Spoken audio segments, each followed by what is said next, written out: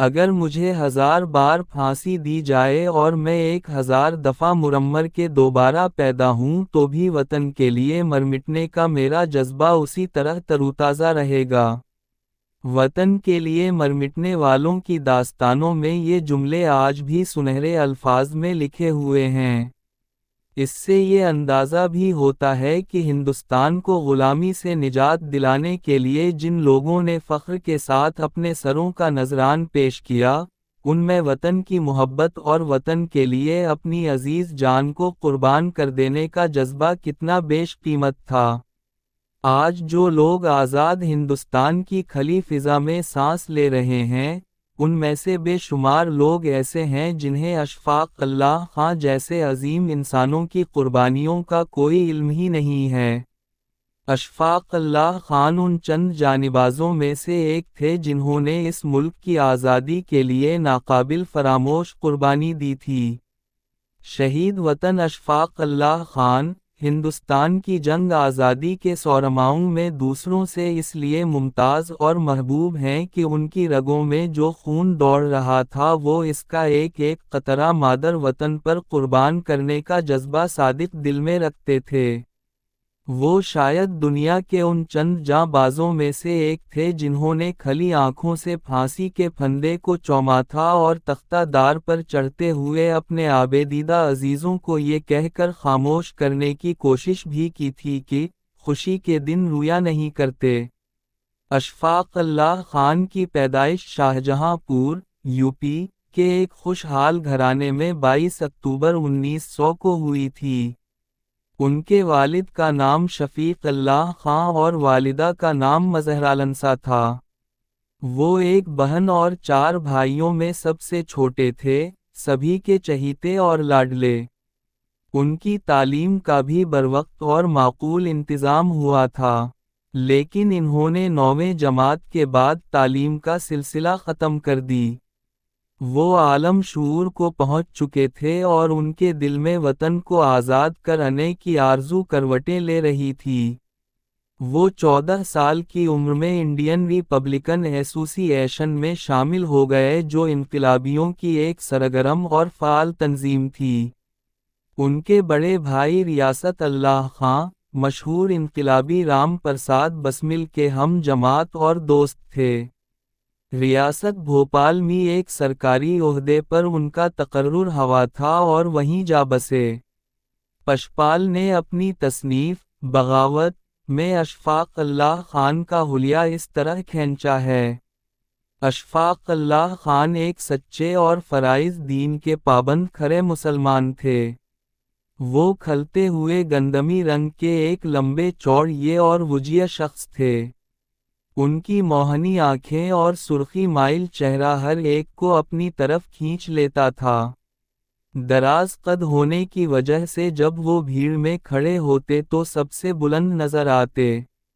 ان کے ایک ساتھی کے حوالے سے نقل ہوا ہے کہ جب ہم لوگ روپوش ہوتے اور بندوق کو ساتھ لے کر نکلنے کی مجبوری ہوتی تو اکثر کسی راجا یا نواب کی شکار پارٹی کا سوانگ رچانا پڑتا۔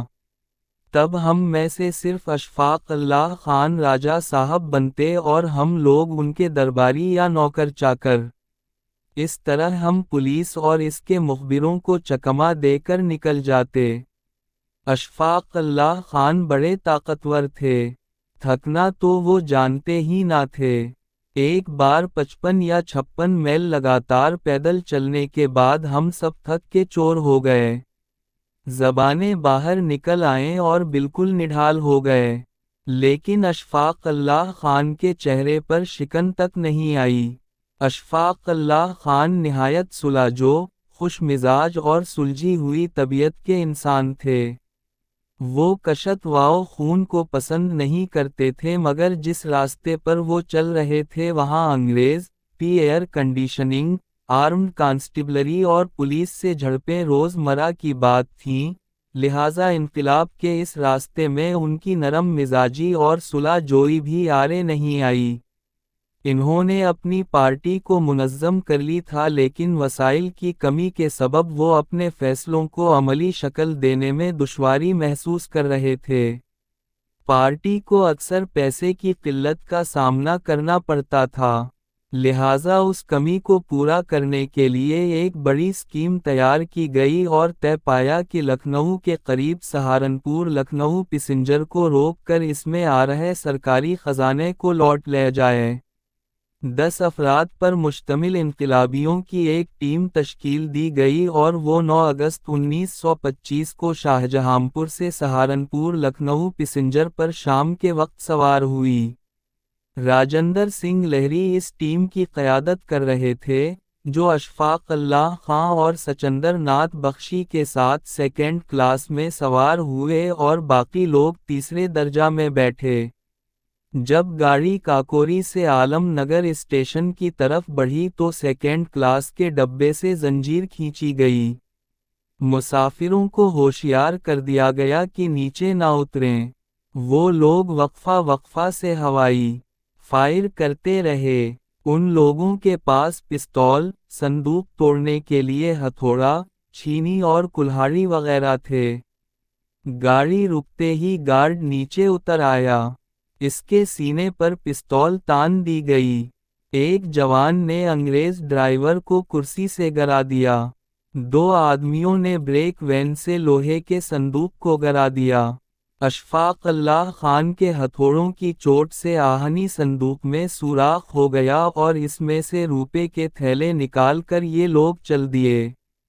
کل 4679 روپیے ہاتھ آئے۔ اس مہم میں اشفاق اللہ خان کے علاوہ راجندر ناتھ لہری، سچندر ناتھ بخشی، چندر شیکھر آزاد، منمتھ ناتھ گپتا، بنارسی لال اور روشن سنگھ شامل تھے۔ کاکوری کے اس واقعہ کے بعد انقلابیوں کی گرفتاری کا سلسلہ شروع ہوا۔ شاہجہانپور، کانپور، وارانسی اور الہ آباد میں 40 سے زیادہ لوگوں کو گرفتار کیا گیا، لیکن اشفاق اللہ خان گرفتار نہیں کیے جا سکے۔ وہ اپنے شہر سے 1 میل دور گنے کے کھیتوں میں چھپے رہے۔ وہاں سے وہ بہار گئے اور ڈالٹن گنج میں ایک انجینئرنگ فرم میں ملازم ہو گئے۔ ان دنوں اشفاق نے متھرا کے ایک کائست کا بھیس بدل لیا تھا۔ اشفاق اللہ ایک اچھے شاعر بھی تھے۔ جس آفس میں وہ ملازم تھے وہاں کے ایک اعلیٰ آفیسر کو شاعری کا بہت شوق تھا۔ ایک مشاعرے میں اشفاق اللہ نے اپنی نظمیں سنائیں جن کو دیگر لوگوں کے ساتھ ساتھ اشفاق اللہ کے آفیسر نے بھی پسند کیا۔ اشفاق اللہ کی شاعری سے وہ اس قدر متاثر ہوا کہ اس نے ان کی تنخواہ میں اضافہ کر کے انہیں ترقی دے دی۔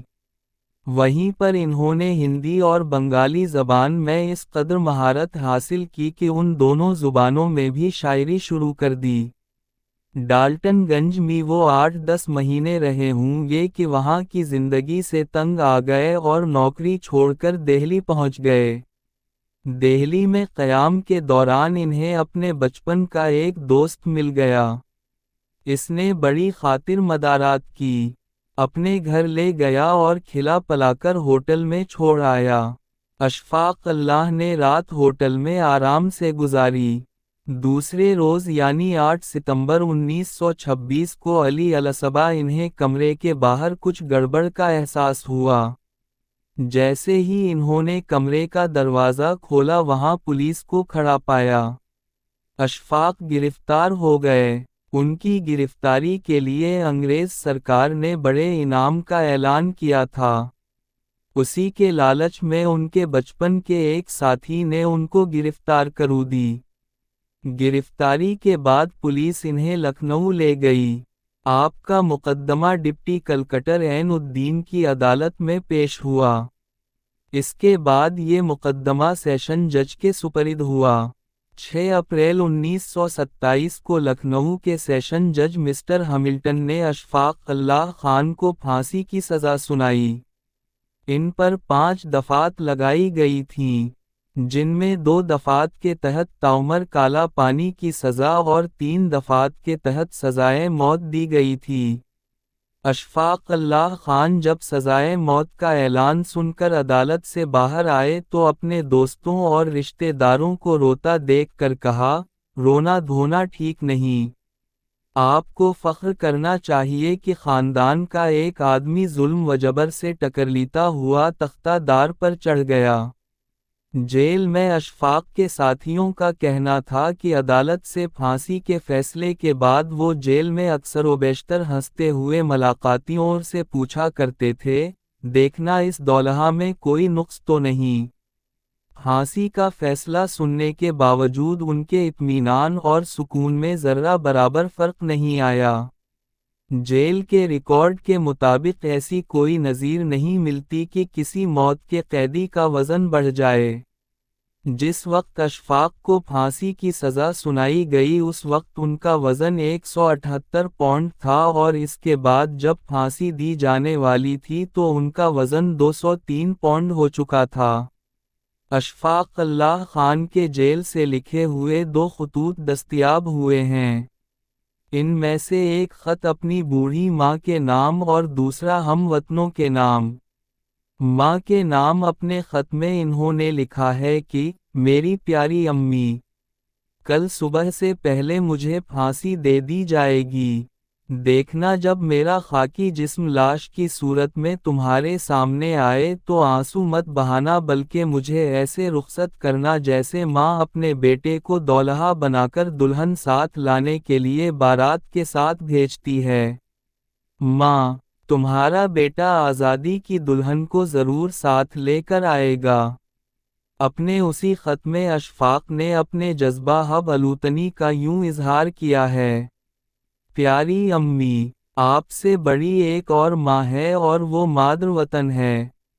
جب سب سے بڑی ماں کو دشمن نے زنجیروں سے جکڑ رکھا ہو تو کوئی بیٹا کس طرح آرام سے بیٹھ سکتا ہے؟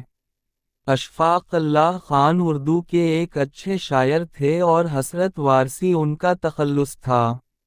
جب 19 دسمبر 1927 کو فیض آباد جیل میں انہیں پھانسی دینے کی تیاری ہو رہی تھی تو جیل کے سپرنٹینڈنٹ نے ان سے کہا کہ ان کی کوئی آخری آرزو ہو تو بتائیں۔ اس کا جواب اشفاق اللہ نے اپنا ایک شعر سنا کر یوں دیا تھا، کچھ آرزو نہیں ہے آرزو تو یہ ہے، رکھ دے کوئی ذرا سی خاک وطن کفن میں۔ مورخین نے لکھا ہے کہ پھانسی پانے والے دن وہ ہر روز سے کچھ پہلے بیدار ہوئے، غسل کیا، دھلے ہوئے کپڑے پہنے، نماز پڑھی اور قرآن شریف کی تلاوت کی۔ صبح 6 بجے جیل کے افسران اشفاق اللہ کو لینے آئے۔ سفید کرتے کے اوپر بائیں کاندھے پر قرآن لٹکا ہوا تھا۔ وہ قرآنی آیات پڑھتے جا رہے تھے۔ پھانسی گھر کی سیڑھیاں چڑھ کر جب وہ پھانسی کے پھندے پر جا رہے تھے تو پھانسی کی رسیوں کو چوم کر انہوں نے کہا، میرے ہاتھ کسی انسانی خون سے رنگین نہیں ہوئے۔ جو الزام مجھ پر لگایا گیا وہ غلط ہے۔ میرا انصاف اب خدا کے یہاں ہوگا۔ یہ کہہ کر پھانسی کے پھندے کو خود اپنے گلے میں یوں ڈال لیا جیسے پھندا نہیں پھولوں کا ہار ہو۔